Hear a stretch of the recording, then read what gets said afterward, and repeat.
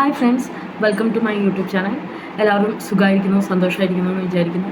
ഞാൻ ഇന്ന് നമുക്ക് ഇപ്പോൾ നമ്മളെല്ലാവരും കേരളക്കര മൊത്തം കേട്ട് ഞെട്ടിത്തെരിച്ച് നിൽക്കുന്ന ഒരു ന്യൂസിനെ കുറിച്ചുള്ള വിവരങ്ങൾ പറയാൻ വേണ്ടിയിട്ടാണ്. മറ്റൊന്നുമല്ല, നമ്മുടെ തിരുവനന്തപുരത്തെ വെഞ്ഞാറമൂടിൽ നടന്ന കൂട്ടക്കൊലപാതകങ്ങളെക്കുറിച്ചിട്ടാണ് പറയാൻ ഞാൻ ഉദ്ദേശിക്കുന്നത്.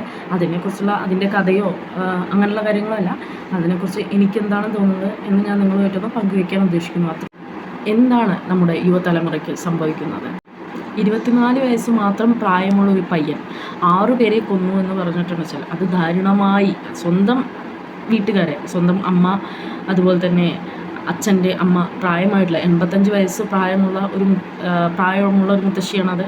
അതുപോലെ തന്നെ അച്ഛൻ്റെ ജ്യേഷ്ഠൻ്റെ ഭാര്യ, അതേപോലെ തന്നെ ഒരു 13-14 വയസ്സ് മാത്രമുള്ള കുഞ്ഞനിയൻ, കാമുകി, സ്നേഹിക്കുന്ന പെൺകുട്ടി, ഇവരെല്ലാം അതിദാരുണമായി ചുറ്റിക കൊണ്ട് തലക്കടിച്ച് കൊല്ലുക എന്ന് പറഞ്ഞിട്ട് എങ്ങോട്ടാണ് നമ്മുടെ ഈ യൂത്തിൻ്റെ പോക്ക്?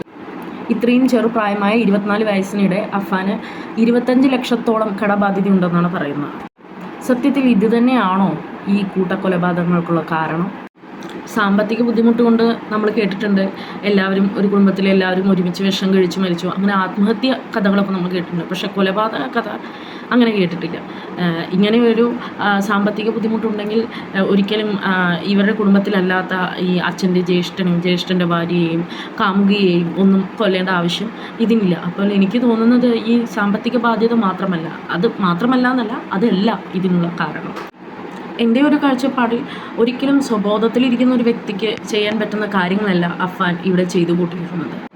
ഇന്നത്തെ പുതുതലമുറയിൽ വർദ്ധിച്ചു വരുന്ന മയക്കുമരുന്നിൻ്റെ ഉപയോഗം ഇതൊരു വലിയൊരു കാരണം തന്നെയാണ് ഇങ്ങനെയുള്ള കുറ്റകൃത്യങ്ങളിലേക്ക് നയിക്കുന്നത്. അവർ മനുഷ്യരല്ലാതായി മാറുകയാണ്. മൃഗത്തിനോട് ഉപമിക്കാവുന്ന തരത്തിൽ അവരുടെ മനസ്സ് മാറിക്കൊണ്ടിരിക്കുകയാണ്. അതായത് അവർക്ക് ആരോടും സ്നേഹമില്ല, അനുകമ്പയില്ല, സിമ്പതിയില്ല, ഇതൊന്നും ഇല്ലാതായി എല്ലാ മാനുഷിക മൂല്യങ്ങളും നശിച്ചുകൊണ്ടിരിക്കുകയാണ്. അതെനിക്ക് തോന്നുന്നു ഈ മയക്കുമരുന്നിൻ്റെയൊക്കെ കൂടുതലായുള്ള ഉപയോഗം തന്നെയാണ്. ഇതുപോലുള്ള ഓരോ മർഡർ കേസുകൾ വരുമ്പോഴും നമ്മളെല്ലാവരും പോലീസിനെ ബ്ലെയിം ചെയ്യും, രാഷ്ട്രീയക്കാരെ ബ്ലെയിം ചെയ്യും, അതുപോലെ സർക്കാരിനെ ബ്ലെയിം ചെയ്യും. ഇങ്ങനെ മറ്റുള്ളവരെ ബ്ലെയിം ചെയ്യുന്നതിന് മുമ്പ് നമ്മുടെ കുടുംബത്തിൽ നിന്നും തുടങ്ങേണ്ട ഒന്നാണ് ഇതിനുള്ള തിരുത്തലുകളെല്ലാം എന്നാണ് എൻ്റെ ഒരു അഭിപ്രായം.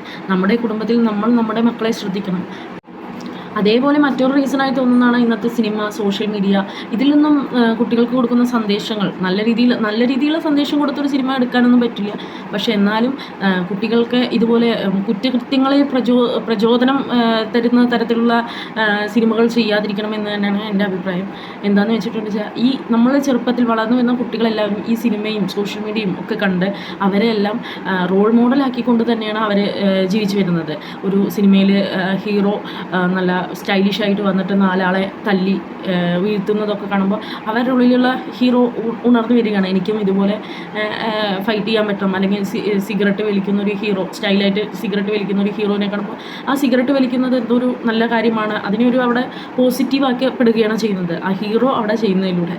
അപ്പോൾ നമ്മുടെ ഇപ്പോൾ ഈ ലേറ്റസ്റ്റ് ആയിട്ട് ഇറങ്ങിയുള്ള മാർക്കോ എന്ന സിനിമ ഇറങ്ങുമ്പോൾ ഒരുപാട് ക്രിറ്റിസിസം, അതായത് സർട്ടിഫിക്കറ്റൊക്കെ കൊടുത്തിട്ടുള്ള 18 വയസ്സിന് എബോവ് ഉള്ള കുട്ടികൾക്ക് മാത്രമാണ്, മുതിർന്ന ആൾക്കാർക്ക് മാത്രമാണ് ഇത് കാണാൻ പറ്റുള്ളൂ എന്നൊക്കെ പറഞ്ഞിട്ടാണ് സിനിമ ഇറക്കിയതെങ്കിലും സിനിമ OTTയിൽ വന്ന സ്ഥിതിക്ക് നമുക്ക് എത്ര ചെറിയ കുട്ടികൾക്ക് വേണമെങ്കിലും അത് കാണാവുന്നതാണ്. ഈ പറഞ്ഞതെല്ലാം ഒരു കുട്ടിയെ ഇൻഫ്ലുവൻസ് ചെയ്യും, വളർന്നു വരുന്ന ഒരു കുട്ടിയെ ഇൻഫ്ലുവൻസ് ചെയ്യും എന്ന കാര്യത്തിൽ ഒരു തർക്കവുമില്ല. അതേപോലെ തന്നെ ഒന്നാണ് സോഷ്യൽ മീഡിയയിലുള്ളതും. സോഷ്യൽ മീഡിയ ഇൻഫ്ലുവൻസേഴ്സ്, എന്തുകൊണ്ടാണ് ഇൻഫ്ലുവൻസേഴ്സ് വേറൊരാളുടെ ലൈഫിൽ നമുക്ക് ഇൻഫ്ലുവൻസ് ചെയ്യാൻ പറ്റുന്നുണ്ട്. നമ്മുടെ ആശയങ്ങളും നമ്മുടെ ചിന്തകളും കൊണ്ട് നമ്മൾ വേറൊരാളുടെ ലൈഫിൽ ഇൻഫ്ലുവൻസ് ചെയ്യാൻ പറ്റുന്നതുകൊണ്ടാണല്ലോ ഇൻഫ്ലുവൻസേഴ്സ്, സോഷ്യൽ മീഡിയ ഇൻഫ്ലുവൻസേഴ്സ് എന്ന പേര് വന്നിരിക്കുന്നത്. അപ്പോൾ അവർ കൂടി കൊടുക്കുന്ന കണ്ടൻറ്റ്, കൊടുക്കുന്ന ഔട്ട്പുട്ട് നമ്മൾ നന്നായിട്ട് ശ്രദ്ധിക്കണം പുറത്തേക്ക് കൊടുക്കുമ്പോൾ. പിന്നൊരു മെയിൻ റീസൺ എന്ന് വെച്ചിട്ടുണ്ടെങ്കിൽ നമ്മൾ കഴിഞ്ഞ വീഡിയോയിൽ ഡിസ്കസ് ചെയ്ത പോലെ ഇന്നത്തെ കുട്ടികൾക്ക് ഒരു ബുദ്ധിമുട്ടും അറിയാതെയാണ് അവർ വളരുന്നത്. ജനിച്ചു വീണ മുതൽ തൊട്ട് പാരൻസ് അവർക്ക് വേണ്ടി ഓട്ടപ്പാച്ചിലാണ്.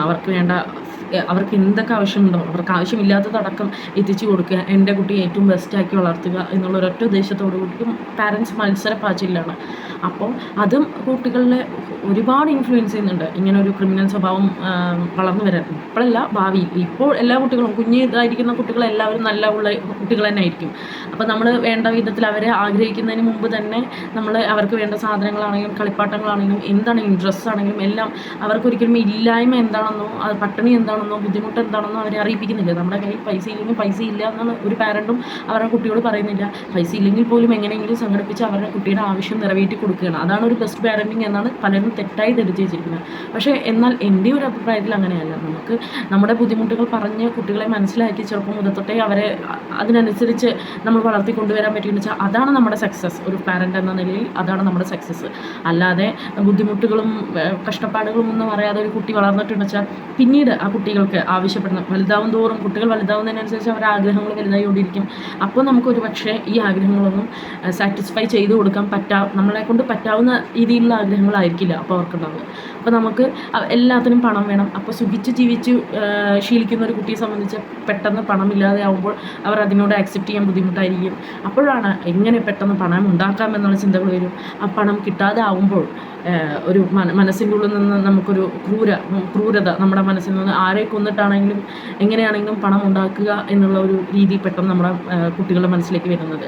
ഇപ്പോൾ ഇവിടെ തന്നെ അഫാൻ്റെ കേസിലാണെങ്കിൽ പോലും അവന് പണം വേണമായിരുന്നു. അതായത് 24 വയസ്സിൽ തന്നെ 25 ലക്ഷം രൂപ കടം എന്ന് പറഞ്ഞിട്ടുണ്ടെന്ന് വെച്ചാൽ ചെറിയ കാര്യമില്ല. എന്തിനാണ് ഇത്രയും ലക്ഷം രൂപ കടം വന്നിരിക്കുന്നത്? നോർമൽ കേസിൽ ഇത്രയും ലക്ഷം രൂപ ഈ ചെറിയ പ്രായത്തിൽ ഉണ്ടാവേണ്ട കാര്യമില്ല. നമുക്ക് ആധികാരികമായി ഒന്നും പറഞ്ഞില്ലെങ്കിലും ഈ മയക്കുമരുന്നും കാര്യങ്ങളും ഉപയോഗിക്കുന്നവർക്കാണ് അത് കിട്ടാൻ വേണ്ടി നമ്മൾ പൈസ ഒരുപാട് വേണ്ടി വരും. അപ്പോൾ അത് കിട്ടാതെ ആകുമ്പോഴുള്ള ടെൻഷനും ദേഷ്യവും ഒക്കെയാണ് ഈ കൊലപാതകത്തിലേക്ക് എത്തിച്ചത് എന്നാണ്. ഇനിയെങ്കിലും നമ്മുടെ മക്കളെങ്കിലും നമ്മൾ നമ്മുടെ ഇല്ലായ്മകൾ പറഞ്ഞ് മനസ്സിലാക്കി ജീവിതത്തിൽ സന്തോഷം മാത്രമല്ല സങ്കടങ്ങളും ദുഃഖങ്ങളും നിരാശകളും പട്ടിണിയും എല്ലാം നിറഞ്ഞതാണ് ജീവിതം എന്ന് പറഞ്ഞ് മനസ്സിലാക്കണം. അവർക്കത് പറഞ്ഞ് മനസ്സിലാക്കിയാൽ പോലെ അവർക്കതൊക്കെ എക്സ്പീരിയൻസ് ചെയ്യാനുള്ള ഒരു അവസരം കൂടി നമ്മൾ ഉണ്ടാക്കി കൊടുക്കണം അവർക്ക്. അപ്പോൾ നമ്മൾക്ക് എല്ലാ കാര്യങ്ങളും അവർ നമ്മളോട് ആവശ്യപ്പെടുമ്പോൾ എല്ലാ കാര്യങ്ങളും ചെയ്തു കൊടുക്കാതിരിക്കുക. നമ്മളെ കൊണ്ട് പറ്റുന്നതാണെങ്കിൽ പോലും എല്ലാ കാര്യങ്ങളും ചെയ്തു കൊടുക്കാതിരിക്കുക. ചില കാര്യങ്ങളൊക്കെ അവർക്ക് അവിടെ ഒരു സ്വപ്നമായിട്ട് തന്നെ അവിടെ കിടക്കട്ടെ മനസ്സിൽ. അപ്പോഴാണ് അവർക്ക് ജീവിതത്തിൽ കിട്ടാതെ വരുന്ന നിരാശയും കാര്യങ്ങളും ഒക്കെ എല്ലാം അത് എക്സ്പീരിയൻസ് ചെയ്ത് വളരണം. എന്നാലാണ് വലുതാകുമ്പോൾ നല്ലൊരു തലമുറ നമുക്ക് ഉണ്ടാക്കിയെടുക്കാൻ പറ്റും. ചെറിയൊരു വേദനയോ വിഷമമോ ബുദ്ധിമുട്ടോ വരുമ്പോൾ തളർന്നു പോകുന്ന തരത്തിലുള്ള ഒരു തലമുറയല്ല നമുക്ക് ആവശ്യം.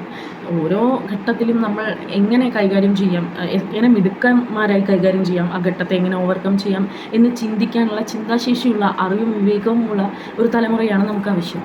അതിന് നമ്മുടെ വീട്ടിൽ നിന്ന് തന്നെ ആദ്യത്തെ പടി വെക്കണം. നമ്മൾ പാരൻസ്, അമ്മയും അച്ഛനും ഒരുപോലെ പരിശ്രമിച്ചാൽ തന്നെയാണ് ഒരു പാരൻറ്റിങ് എന്ന് പറയുന്നത് അത്ര എളുപ്പമുള്ള കാര്യമില്ല. ഒരു നല്ലൊരു പൗരനെ നമ്മൾ വാർത്തെടുക്കുക എന്ന് പറഞ്ഞിട്ടുണ്ടെന്ന് വെച്ചാൽ അത് ഒട്ടും എളുപ്പമുള്ള കാര്യമല്ല. പക്ഷെ നമ്മൾ അത്രയും റിസ്ക് എടുക്കാൻ തയ്യാറാവണം. എന്നാലാണ് നമ്മുടെ മക്കളെ ഈ മയക്കുമരുന്നിൻ്റെയും കാപട്യത്തിനും പഴയ കാലത്തെ പോലെ സൊസൈറ്റിയുമായി ഒരു മിംഗ്ലിങ് കുട്ടികൾക്ക് ഉണ്ടാവണം. സൊസൈറ്റിയുമായി നമ്മൾ അടുത്ത വീട്ടിൽ ആരൊക്കെയാണ് താമസിക്കുന്നത്, അടുത്ത വീടുകളിലെ കുട്ടികളുമായി ഒന്നിച്ച് കളിച്ച് രസിച്ച് അവരുമായിട്ട് ഇണങ്ങിയും പിണങ്ങിയും ഒക്കെ ജീവിതം മുന്നോട്ട് പോകണം.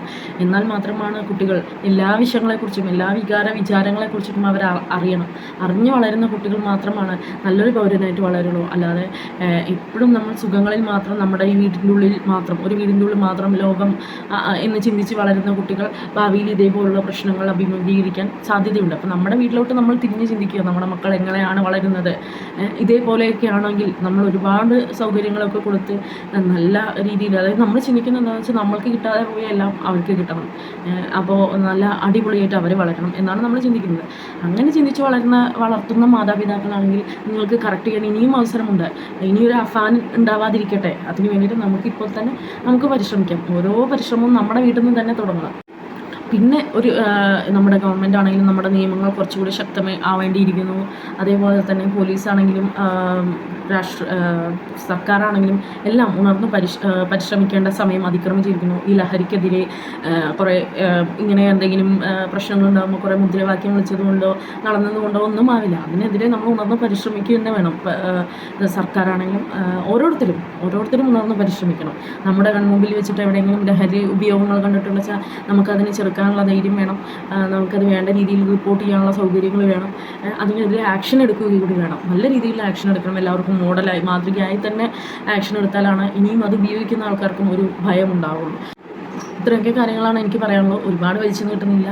അപ്പോൾ എൻ്റെ അഭിപ്രായങ്ങൾ ഇതൊക്കെയാണ്. ഇതിൻ്റെ കാരണം എന്തോ ആയിക്കോട്ടെ, അഫാൻ ചെയ്തിരിക്കുന്ന കുറ്റത്തിനുള്ള കാരണം എന്താണെന്നുള്ളതല്ല നമ്മുടെ ഈ വീഡിയോ കൊണ്ട് ഞാൻ ഉദ്ദേശിക്കുന്നത്. നമ്മൾക്ക് ഇതിൽ നിന്നും എന്ത് മനസ്സിലാക്കാം, നമ്മുടെ മക്കളെ നമുക്ക് എങ്ങനെ ബെറ്ററായിട്ട് വളർത്താം, ഇങ്ങനെയൊരു തെറ്റിലോട്ട് പോവാതെ, ഇങ്ങനെയൊരു തെറ്റിലോട്ടല്ല, യാതൊരു വിധത്തിലുള്ള പ്രശ്നങ്ങളിലോട്ട് പോവാതെ നല്ലൊരു മക്കളായിട്ട് നമുക്ക് എങ്ങനെ നമ്മുടെ മക്കളെ വളർത്തിയെടുക്കാം എന്നുള്ള ഒരു മെസ്സേജ് കൂടിയാണ് ഞാൻ ഇതിലൂടെ തരാൻ ഉദ്ദേശിക്കുന്നത്. എല്ലാവർക്കും മനസ്സിലായെന്ന് ഞാൻ വിശ്വസിക്കുന്നു. ഇനി നിങ്ങൾക്ക് എന്തെങ്കിലും അഭിപ്രായങ്ങളോ നിർദ്ദേശങ്ങളോ വല്ലതും ഉണ്ടെങ്കിൽ താഴെ കമൻറ്റ് സെക്ഷനിൽ പറയാവുന്നതാണ്. എല്ലാവരും ഇഷ്ടമായെന്ന് വെച്ചാൽ എൻ്റെ ചാനൽ ഒന്ന് സബ്സ്ക്രൈബ് ചെയ്യുക, ലൈക്ക് ചെയ്യുക. Okay, by.